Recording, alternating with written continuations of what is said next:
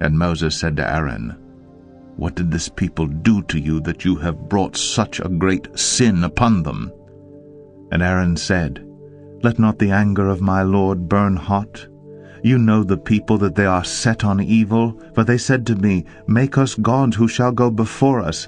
As for this Moses, the man who brought us up out of the land of Egypt, we do not know what has become of him. So I said to them, Let any who have gold take it off. So they gave it to me, and I threw it into the fire. And out came this calf." And when Moses saw that the people had broken loose, for Aaron had let them break loose, to the derision of their enemies, then Moses stood in the gate of the camp and said, "Who is on the Lord's side? Come to me." And all the sons of Levi gathered around him. And he said to them, "Thus says the Lord God of Israel, Put your sword on your side, each of you, and go to and fro from gate to gate throughout the camp, and each of you kill his brother and his companion and his neighbor." And the sons of Levi did according to the word of Moses. And that day about 3,000 men of the people fell. And Moses said, "Today you have been ordained for the service of the Lord, each one at the cost of his son and of his brother, so that he might bestow a blessing upon you this day." The next day Moses said to the people, "You have sinned a great sin, and now I will go up to the Lord. Perhaps I can make atonement for your sin." So Moses returned to the Lord and said, "Alas, this people have sinned a great sin. They have made for themselves gods of gold. But now, if you will forgive their sin, but if not, please blot me out of your book that you have written." But the Lord said to Moses, "Whoever has sinned against me, I will blot out of my book. But now go, lead the people to the place about which I have spoken to you. Behold, my angel shall go before you. Nevertheless, in the day when I visit, I will visit their sin upon them." Then the Lord sent a plague on the people because they made the calf, the one that Aaron made. Exodus 33. The Lord said to Moses, "Depart, go up from here, you and the people whom you have brought up out of the land of Egypt, to the land of which I swore to Abraham, Isaac, and Jacob, saying, To your offspring I will give it. I will send an angel before you, and I will drive out the Canaanites, the Amorites, the Hittites, the Perizzites, the Hivites, and the Jebusites. Go up to a land flowing with milk and honey. But I will not go up among you, lest I consume you on the way, for you are a stiff-necked people." When the people heard this disastrous word, they mourned, and no one put on his ornaments. For the Lord had said to Moses, "Say to the people of Israel, You are a stiff-necked people. If for a single moment I should go up among you, I would consume you. So now take off your ornaments, that I may know what to do with you." Therefore the people of Israel stripped themselves of their ornaments, from Mount Horeb onward. Now Moses used to take the tent and pitch it outside the camp, far off from the camp, and he called it the tent of meeting. And everyone who sought the Lord would go out to the tent of meeting, which was outside the camp. Whenever Moses went out to the tent, all the people would rise up, and each would stand at his tent door, and watch Moses until he had gone into the tent.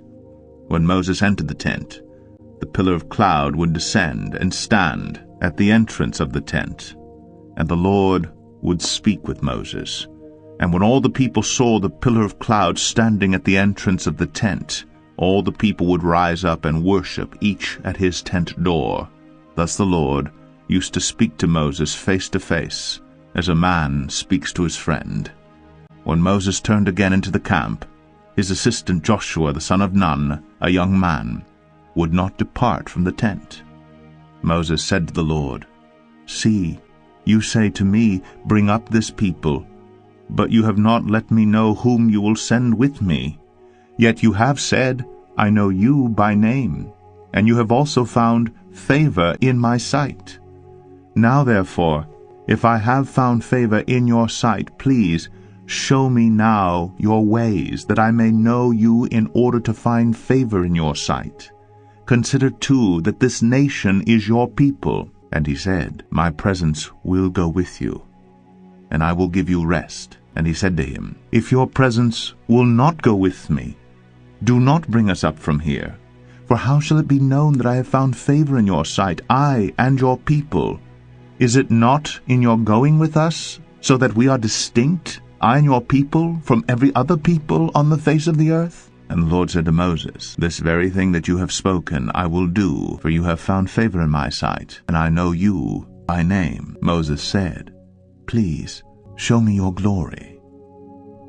And he said, I will make all my goodness pass before you, and will proclaim before you my name the Lord. And I will be gracious to whom I will be gracious, and will show mercy on whom I will show mercy. But he said, You cannot see my face, for man shall not see me and live. And the Lord said, Behold, there is a place by me where you shall stand on the rock, and while my glory passes by, I will put you in a cleft of the rock, and I will cover you with my hand until I have passed by. Then I will take away my hand, and you shall see my back, but my face shall not be seen.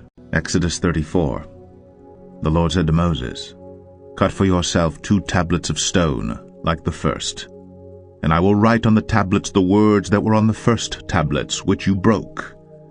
Be ready by the morning, and come up in the morning to Mount Sinai, and present yourself there to me on the top of the mountain. No one shall come up with you, and let no one be seen throughout all the mountain.